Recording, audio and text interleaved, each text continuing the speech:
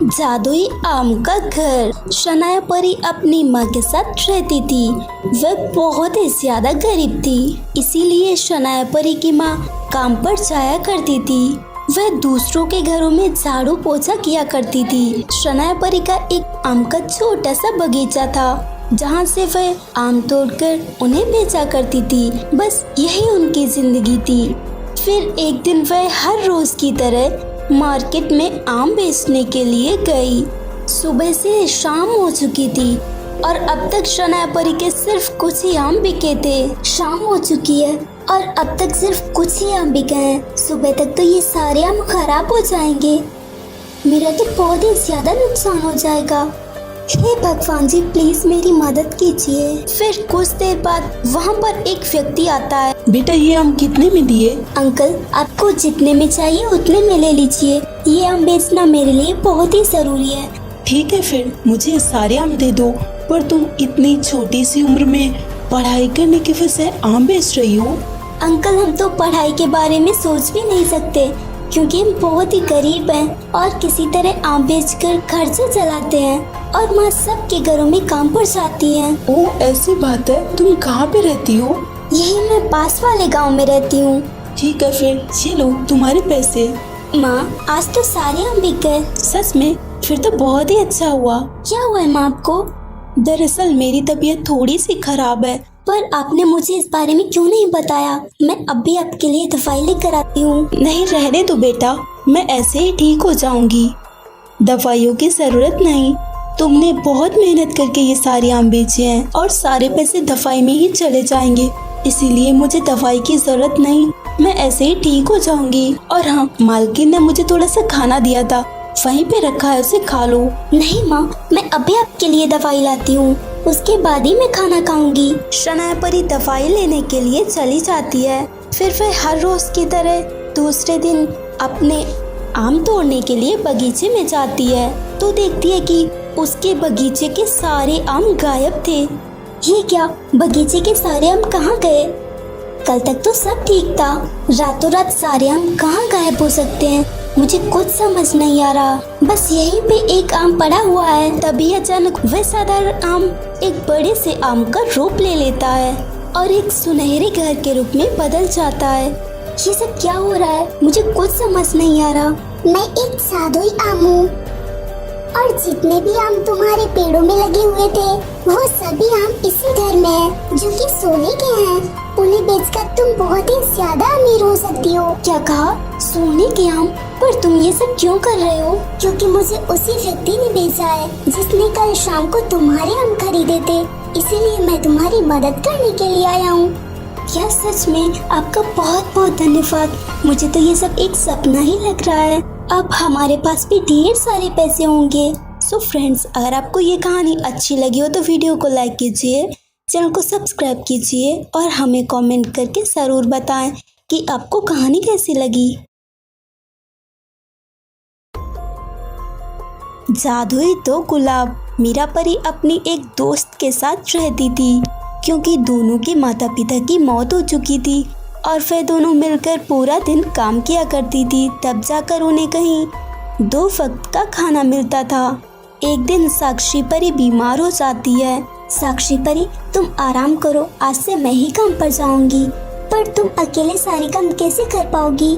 तुम चिंता मत करो, मैं कर लूंगी। ठीक है फिर। इसके बाद मीरा परी काम पर चली जाती है। मीरा परी, मेरी बात ध्यान से सुनो। आज से मैंने तुम्हारी जगह किसी और को काम पर लगाया है, इसीलिए आज के बाद काम पर आने की कोई जरूरत नहीं। इसीलिए तुम कोई दूसरा काम ढूंढ लो। आप ऐसे क्यों कह रहे हैं? मुझसे क्या गलती हुई है? तुमसे कोई गलती नहीं हुई, पर अब यहाँ बहुत सारे नौकर हो चुके हैं और अब हमें नौकरों की जरूरत नहीं, इसीलिए तुम यहाँ से जा सकती हो। आप अगर हमें ऐसे अचानक से काम से निकालेंगे तो हम क्या करेंगे? प्लीज ऐसा मत कीजिए। मेरी दोस्त अभी बीमार है और उसके लिए दवाइयाँ भी लेनी है। पर उससे मुझे क्या? मुझे कोई फर्क नहीं पड़ता। अगर तुम मुझे ज्यादा परेशान करोगी तो मुझे तुम्हें धक्के मारकर यहाँ से बाहर निकालना पड़ेगा। अगर कोई काम नहीं है ना तो जाकर भीख मांगो, तुम लोग उसी के लायक हो। मीरा परी कुछ न कहकर उदास होकर वहाँ से चली जाती है।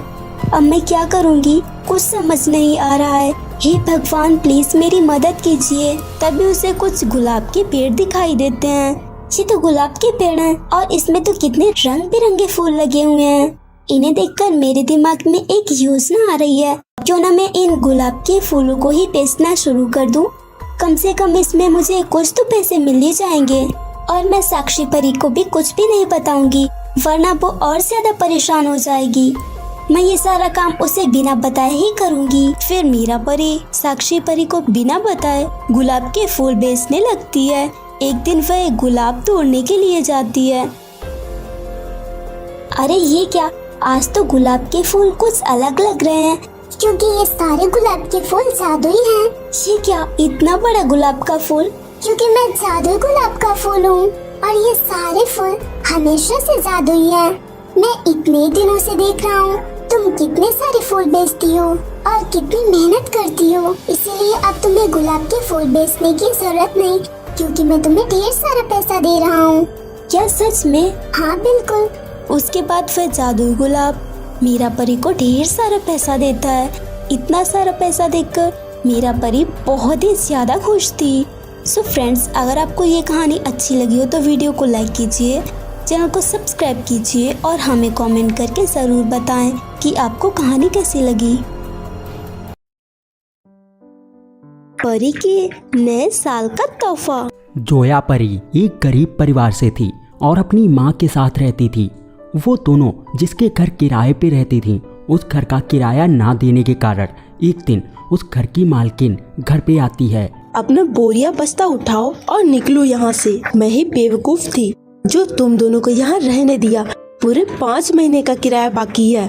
अगर और कोई होता ना तो अब तक पुलिस में कंप्लेंट कर चुका होता। मैं अपने पैसे तो निकाल कर ही रहूंगी, चाहे कुछ भी क्यों ना करना पड़े। भागो यहाँ से।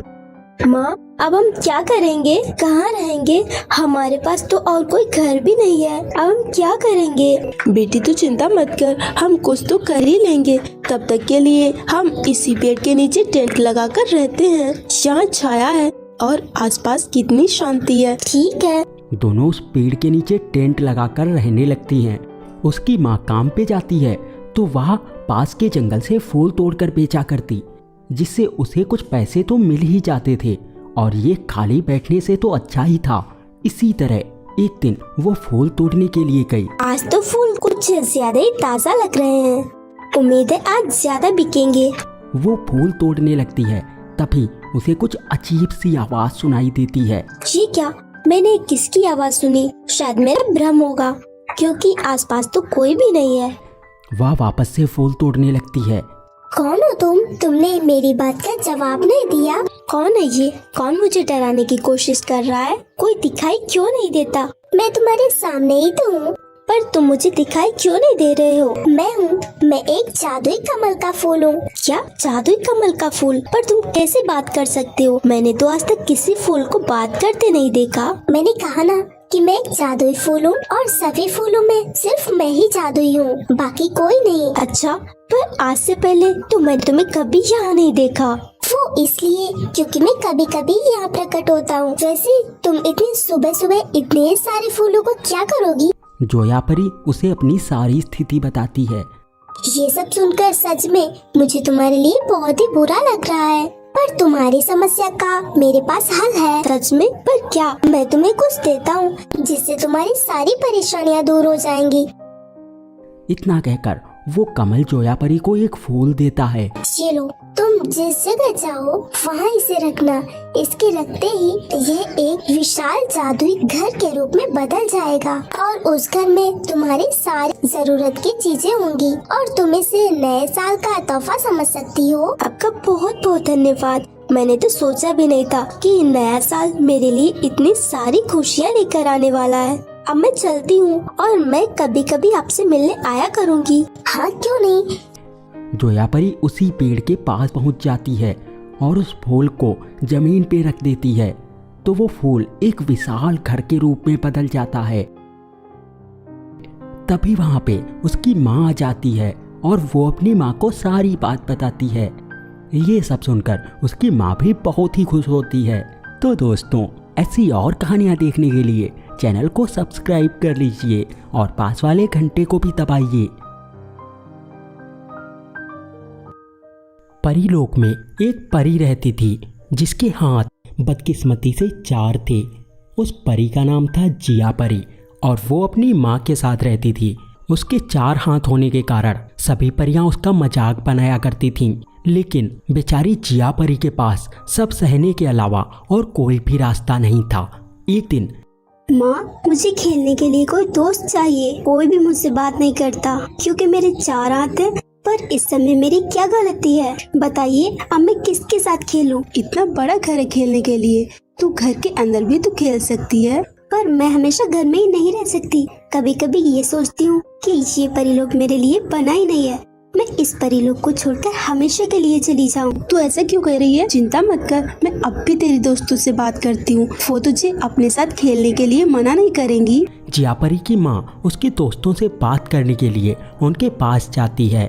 आप उस छिपकली की तरफदारी करने आई है ना? पर मैं आपको पहले ही बता देती हूँ कि मुझे उसके बारे में कोई बात नहीं करनी और न ही हम उसके साथ खेलना चाहते हैं। चाहिए यहाँ से। काश जिया परी के सिर्फ 2 ही हाथ होते तो वो सबके साथ खेल पाती। एक दिन जिया परी मार्केट जा रही थी, तभी उसके सामने कुछ परियां आती हैं। क्यों छिपकली, इधर कहाँ चली? अगर मैं तुमसे बात नहीं कर रही तो तुम मुझसे क्यों बात कर रही हो? अच्छा, तो ऐसी बात है, हम भूल ही गए थे, हम तेरे साथ नहीं खेलते, इसलिए तो हमसे इस तरीके से बात करती है ना। चल ठीक है, जा जी ले अपनी जिंदगी। कल से तू हमारे साथ खेल सकती है और वो भी सिर्फ 1 घंटा। ठीक है, मैं कल आ जाऊंगी। तूने उसे ऐसे क्यों बोला जबकि हम तो उसके साथ नहीं खेलने वाले? अरे पर तू चिंता क्यों करती है? मैंने कुछ प्लान बनाया है, कल बहुत मजा आने वाला है। दूसरे दिन जिया परी सभी परियों के साथ खेलने के लिए जाती है। चलो जल्दी से खेलते हैं, बहुत मजा आएगा। क्या तू पागल हो गई है? तुझे खेलने की पड़ी है। तुझे पता भी है तेरी माँ को क्या हुआ है? माँ, पर माँ को क्या हुआ है? जब मैं आई थी तब तो तू बिल्कुल ठीक थी, पर अभी हमें पता चला है कि तेरी माँ वो पास वाली नदी में डूब रही है। हम तो तुझे बताने के लिए रुक गए थे, जल्दी से जा। हाँ, मैं अभी जाती हूँ। माँ, आप यहाँ है क्या? माँ मुझे सुन सकती है? वहाँ न ही किसी की आवाज आ रही थी और न ही उसकी माँ थी। इसका मतलब उन लोगों ने मुझे बेवकूफ बनाया। वो मेरे साथ ऐसे कैसे कर सकती है? सभी हमेशा मुझे बेवकूफ क्यों बनाते हैं? मेरे साथ ही ऐसा क्यों होता है? तभी अचानक उसे नदी में से एक जादुई मछली निकलकर बाहर आती है। अरे ये क्या? ये कैसी अजीब सी मछली है और ये तो उड़ भी रही है। ये कैसे हो सकता है? क्योंकि मैं एक जादुई मछली हूँ और इस नदी में मेरा एक जादुई महल है और मैं उसी महल में रहती हूँ। पर तुम इतनी दुखी क्यों हो? जिया परी उसे सारी बात बताती है। बस इतनी सी बात के लिए तुम इतनी दुखी क्यों हो? मैं तुम्हारे 2 हाथ गायब कर सकती हूँ। इतना कहकर वो जादुई सुनहरी मछली जिया परी के 4 हाथ की जगह 2 हाथ बना देती है। अब तो तुम खुश हो ना? और मेरी जादुई शक्ति के साथ तुम्हें कुछ जादुई शक्ति आ चुकी है जिससे तुम अपने छोटे मोटे काम यूं ही कर सकती हो। अब जिया बहुत ही ज्यादा खुश थी क्योंकि उसके 2 हाथ तो गायब ही हो गए थे, साथ ही साथ उसे जादुई शक्तियाँ भी मिली थी। तो दोस्तों, आपको ये कहानी कैसी लगी हमें कमेंट करके बताइए और ऐसी और कहानियाँ देखने के लिए चैनल को सब्सक्राइब कर लीजिए।